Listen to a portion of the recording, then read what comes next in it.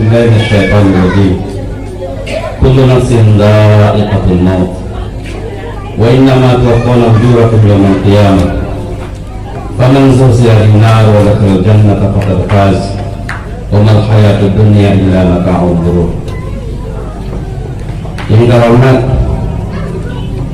keluarga besar dari almarhum Bapak Haji Abu Bakar, ya semoga semuanya dirahmati oleh Allah Subhanahu wa Ta'ala. Yang terhormat Bapak saudara-saudara, yang semoga semuanya juga dirahmati oleh Allah Subhanahu wa Ta'ala. Kita hadir di tempat ini hadirin dalam rangka sebuah acara yang disebut dengan nama takziah. Apa sih yang dimaksud dengan takziah? Minimal kita paham. Dengan memahami maknanya, kita memahami untuk apa kita buat acara ini. Takziah itu berasal dari kata azza ya'uzu takziatan, yang bermakna dalam bahasa Arab menguatkan dan menyabarkan. Jadi sebenarnya acara ini hadirin, dari sisi definisi saja, hikmahnya ini porsinya lebih banyak kepada orang hidup. Biar kita paham, karena selama ini kita mengira bahwa takziah itu diperuntukkan orang meninggal. Ternyata dari sisi definisi saja, takziah ini bermakna menguatkan atau menyabarkan. Dan inilah hikmahnya diadakan acara ini hadirin. Dan ini bukan acara yang tidak ada contohnya, ada pada masa Rasulullah SAW. Ketika salah seorang panglima dari 3 panglima yang syahid dalam perang Mu'tah namanya, salah satunya yang syahid dan dia adalah panglima perang itu namanya Ja'far bin Abi Thalib, sepupunya Rasulullah. Nabi menyuruh sahabat berkumpul di rumah Ja'far untuk menguatkan dan menyabarkan keluarga Ja'far. Jadi itu gunanya takziah dulu. Kenapa hadirin perlu acara ini dibuat?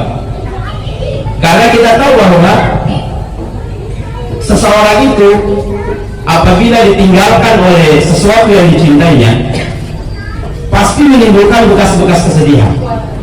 Makanya kenapa agama ini menyuruh kita mencintai dunia, mencintai selain Allah sekedarnya saja. Mudah-mudahan sepulang dari sini sampaikan kepada istrinya, ini mungkin ceramah gak ganjil nih, sampaikan kepada istri, ya Bapak, wahai istriku, cintaku kepadamu sekedarnya saja. Nanti istrinya balas, wahai suamiku, cintaku kepadamu sekedarnya saja. Memang gitu lah. Karena makin mendalam cinta kita kepada istri, makin mendalam cinta kita kepada harta, makin mendalam cinta kita kepada jabatan, akan makin pedih rasanya ketika ditinggalkan. Dan mesti ditinggalkan, Mbak. Kalau bukan bapak yang meninggalkannya, bapak yang ditinggalkan oleh dia. Apakah anak, apakah istri, termasuk ini keluarga Bapak Haji Asnar, yang ini ditinggalkan oleh ayahnya yang sangat dicintainya. Begitu juga nanti kita. Anak, kalau bukan kita yang meninggalkan dia, dia meninggalkan kita. Harta juga begitu, Pak. Kalau bukan bapak yang ditinggalkan oleh hartanya, bapak pasti akan meninggalkan hartanya. Begitu pula dengan jabatan. Kami di Kaltim baru saja selesai pilkada, Pak. Kelihatannya pemenangnya ini dimuliakan oleh Allah, kelihatannya. Tetapi kita harus tahu bahwa nanti suatu saat yang pemenangnya ini pasti akan meninggalkan jabatannya. Apakah dia yang meninggalkan jabatannya atau jabatannya yang meninggalkan dia? Dan pasti 10 tahun yang akan datang tidak akan mungkin lagi dia akan menduduki jabatan bupati. Jadi ini makanya kenapa kita disuruh mencintai sesuatu sekedarnya saja. Dalam sebuah ada yang mengatakan syair, ada yang mengatakan pendapat ulama, tapi yang pasti ini bukan hadis. Dikatakan ahbib habibaka haunam ma, cintailah kekasihmu sekedarnya saja. Kenapa? Karena pepatah mengatakan al insanu masjunun bimahbubihi, seseorang itu cenderung dipenjara oleh kekasihnya.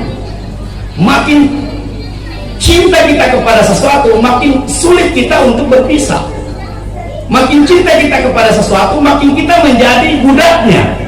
Orang yang terlalu cinta jabatan pasti jadi budak jabatan kok. Dia akan halalkan segala cara untuk meraih jabatan. Orang yang mencintai harta berlebihan pasti akan jadi budak harta. Dia akan menjadi cenderung untuk meloncapi pagar Allah. Allah itu punya pagar. Dalam surah An-Nazi'at dikatakan menjelaskan tentang keadaan ini. Fa'amma man tagha, adapun orang yang melampaui batas. Allah itu punya batas, punya pagar. Dan ada yang cenderung tidak peduli dengan pagar ini, tidak peduli dengan batas-batas Allah. Batas Allah itu syariat. halal haram makruh syubhat. Nah, ada orang tidak peduli nih. Kenapa hari ini? Ternyata penyebab utamanya dia terlalu cinta dunia. Wa asaral hayata dunia, cinta dunia terlalu berbekas di hatinya. Maka Allah mengancam orang ini. Jadi kecenderungan orang untuk meloncati pagar-pagar Allah itu Pak, penyebab utamanya terlalu mendalam cintanya kepada dunia. Maka apa janji Allah kepada mereka? Fa innal jahima hiyal ma'wa, neraka jahanamlah tempat yang paling layak untuknya. Wa amma man khafa maqama rabbih, adapun orang yang ketakutannya kepada Allah begitu kuat, dia takut kepada Allah, dia merasa dirinya ini senantiasa diawasi oleh Allah, maka ketakutannya kepada Allah menyebabkan dia wanahan nafsa anil hawa, dia kontrol syahwatnya, dia kontrol nafsunya, sehingga tidak meloncati pagar-pagar Allah. Maka apa yang terjadi Pak? Fa innal jannata hiyal ma'wa, surgalah tempat yang paling layak bagi. Maka hadirin, untuk selamat dalam kehidupan dunia ini, maka keluarkan dunia dari hati Pak. Atau kalau belum mampu kita mengeluarkan dunia dari hati, sebagaimana kebiasaannya sahabat, lihatlah doanya Sayyidina Abu Bakar. Ini kebetulan sama namanya dengan almarhum Sayyidina Abu Bakar ini hadirin.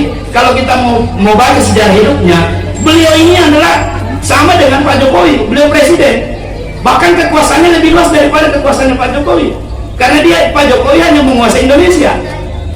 Sayyidina Abu Bakar menguasai berapa wilayah Pak, terutama ketika diambil alih kepemimpinannya oleh Umar bin Khattab. Negara Islam pada saat itu yang berpusat di Madinah itu kalau di total kurang lebih 17 negara Pak. Mesir masuk, Yaman masuk, Qatar masuk, Uni Emirat masuk, Bahrain masuk, Oman masuk, Palestina masuk, Syria masuk, dipimpin oleh satu pemimpin namanya Umar bin Khattab. Tapi tahu bagaimana kehidupannya Umar bin Khattab hadirin? Kehidupannya suatu saat Nabi kelaparan Pak. Nabi ini adalah manusia paling mulia di muka bumi ini, tapi ada kalanya kelaparan. Suatu saat beliau lapar, karena orang kalau lapar dan kelamaan di rumah biasanya tambah lapar. Maka beliau keluar rumah, ketemu dua sahabatnya, yakni Umar bin Khattab dan Abu Bakar As-Siddiq. Nabi bertanya kepada mereka, ma akhrajakuma fi hadhihi laila, apa yang menyebabkan kalian min buyutikuma fi hadhihi laila, apa yang membuat kalian keluar rumah malam ini? Apa dia bilang Pak? Alju, ya Rasul, kami lagi lapar wahai Rasulullah. Terbayang apa? Seorang pengusaha seperti Abu Bakar As-Siddiq, seperti Umar bin Khattab, dan ini dilanjutkan dalam kehidupannya ketika menjadi pemimpin dunia, pemimpin negara. Kehidupannya sangat sederhana. Kenapa? Karena memang doanya mengatakan, Allahumma ja'alid dunya fi yadi wa la taj'alha fi qalbi. Ya Allah, cukuplah dunia itu berada di tanganku saja, jangan masukkan ke dalam hatiku. Ini berat buat kita Pak, belum mampu mungkin sampai pada tahapan itu. Minimal kurangi cinta kita kepada dunia, tambah cinta kita kepada Allah. Kenapa? Karena apabila cinta dunia berlebihan, nanti pasti akan sakitnya begitu hebat. Pasti berpisah, tidak mungkin akan selamanya sama-sama. Jangankan level kita hadirin, Rasulullah SAW yang merupakan gelarnya khairul anam. Apa yang dimaksudkan khairul anam Pak? Makhluk terbaik, bukan manusia terbaik. Makhluk Allah yang paling terbaik. Berapa triliun makhluk Allah, malaikat, jin, binatang, manusia, alam raya, matahari, bintang ke bintang, yang paling terbaik di antara triliun itu adalah Rasulullah Muhammad SAW. Ketika anak beliau terakhir yang bernama Ibrahim, ini anak beliau yang terakhir Pak, karena beliau ini punya beberapa istri, tapi hanya 2 yang melahirkan anak.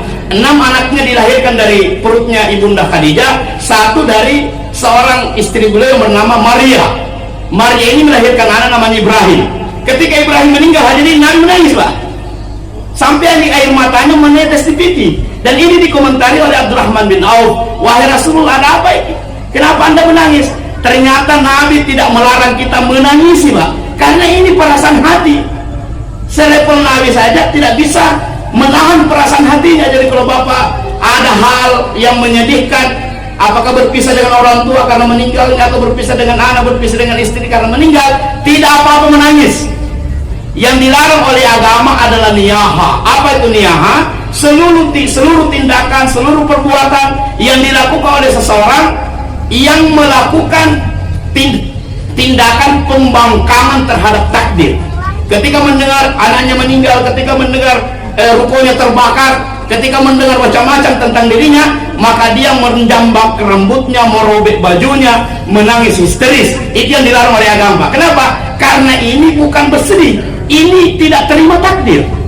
Nabi menangis bukan karena tidak terima takdir, hanya bersedih sebagai bentuk sayangnya kepada anaknya. Boleh Pak, bapak menangis, ibu menangis, boleh, tapi jangan sampai mengeluarkan suara yang orang Bugis menyatakannya empati. Apa itu empati? Suamiku, kenapa engkau terlalu cepat pergi wahai suamiku? Itu mobil belum selesai cicilannya wahai suamiku. Pasti itu pikirannya hadirin. Nah ini yang namanya niyaha, ini yang dilarang hadirin.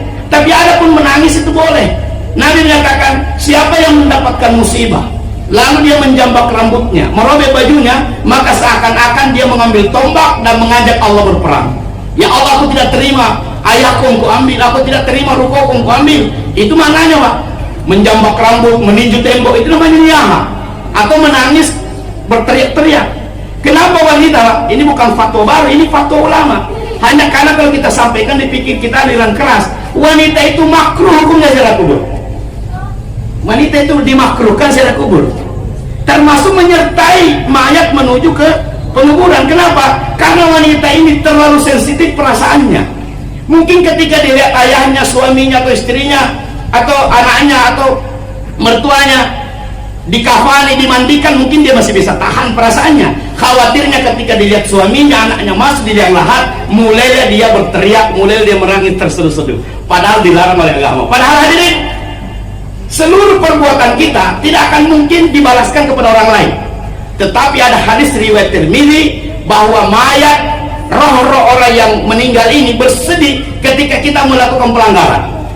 Imam At-Tirmidzi meriwayatkan Nabi bersabda, inna kulla amalikum satu'radu ila mautakum. Seluruh perbuatan-perbuatan kalian dilihat oleh arwah-arwah yang meninggal itu. Apabila kalian berbuat baik, fastabsyirun, maka mereka tersenyum. Apabila kalian berbuat dosa, mereka bersedih. Niyaha ini dosa. Jadi baru masuk di liang lahat sudah bersedih itu mayat. Karena naliyaki niyaha, naliyaki berteriak-teriak, menangis terseduh-seduh. Maka kenapa dilarang wanita atau dimakruhkan, bukan diharamkan, untuk menyertai mayat menuju pekuburan? Karena khawatirnya dia tidak mampu menahan perasaannya, sehingga dia berbuat niyaha, menangis berteriak-teriak, atau sampai meronta-ronta sebagai bentuk tidak terima takdir. Hadirin berbahagia, kesabaran ini perlu dalam menghadapi hal ini. Makanya kenapa kita boleh menangis sebagai bentuk sedih, tapi jangan sampai ada perasaan tidak terima. Kenapa? Karena semua yang kita alami ini baik Pak. Ini hebatnya orang beriman. Nabi bersabda, ajaban li amril mu'min, sungguh menakjubkan keadaannya orang beriman itu. Inna amrahu kullahu khair. Apapun yang menimpanya baik semua. Hanya kita aja mungkin mengira ada yang menimpa kita buruk. Nah, ada yang menimpa orang beriman buruk. Sakit bagi orang beriman itu baik. Maaf, ini mungkin agak ganjil mendengarnya. Tidak terpilih jadi bupati itu baik. Kok bisa baik Pak? Baik. Terpilih juga mungkin bisa baik. Kaya baik, miskin juga baik. Sehat baik, sakit juga baik. Hebatnya hanya orang beriman yang mengalami ini Pak. Orang lain tidak mengalami. Kenapa Nabi bersabda, idza asabat usarra, apabila dia mendapatkan hal yang menyenangkan hatinya, dia sehat, rezekinya lancar, dan dia meresponnya dengan syakara, bersyukur. Yang dimaksud dengan bersyukur, istimalu kulla nikmatallah fima yuhibbu wa yardahu. Seluruh nikmat Allah dipakainya di jalan yang diridhoi oleh Allah. Rezekinya tidak ada satupun rupiah yang dipakai di jalan yang dibenci oleh Allah. Kesehatannya, tubuhnya tidak pernah dipakai dalam hal yang dibenci oleh Allah. Jabatannya dipakai pada hal-hal yang menyenangkan Allah. Itu namanya mensyukuri. Jadi bersyukur itu Pak mudah, tafsirannya syukur. Yang penting seluruh nikmat dipakai di jalan yang diridhoi oleh Allah, itu namanya bersyukur. Tapi kalau ada 1 rupiah, ada mungkin 100.000 dibelikan pulsa data, lalu nonton hal yang macam-macam, itu pelanggaran. Itu berarti tidak mensyukuri harta hadirin. Lalu kenapa yang jelek-jelek juga baik buat orang beriman? Lihat kalimat berikutnya Pak. Inna sabathu darra, apabila dia ditimpa masalah, mungkin rezekinya, usahanya bangkrut, mungkin dia sakit-sakitan, mungkin macam-macam yang tidak disenanginya, dan dia meresponnya sabar dengan bersabar, fahuwa khairullah, itu baik baginya. Jadi sakit itu baik, miskin itu juga baik Pak. Kapan dia menjadi baik? Apabila direspon dengan sabar. Di mana kebaikannya Pak? Lihat hadis riwayat Muslim yang diriwayatkan oleh Aisyah. Aisyah menyatakan, mawasabal mu'min, tidak ada satupun yang menimpa orang beriman, min nasabin, hal yang musibah, wala hammin, yang sesuatu yang membuat dia menderita, wala husnin, sesuatu yang membuat dia bersedih, hatta syaukata, hingga duri, yusyakuha, yang menusuk jarinya. Duri saja Pak kalau menusuk jari, dan kita menerimanya dengan rela, illa kaffara biha min khataya, dengannya Allah mengampuni dosanya. Hebat kan? Kelihatannya sakit Pak, tapi karena diterima dengan sabar, sakit itu menjadi asbab diampuni dosa. Makanya sunnahnya kalau mengunjungi orang sakit, saya tanya Bapak, ini ya boleh dijawab, kalau mengunjungi orang sakit, apa yang Bapak sampaikan kepada orang sakit?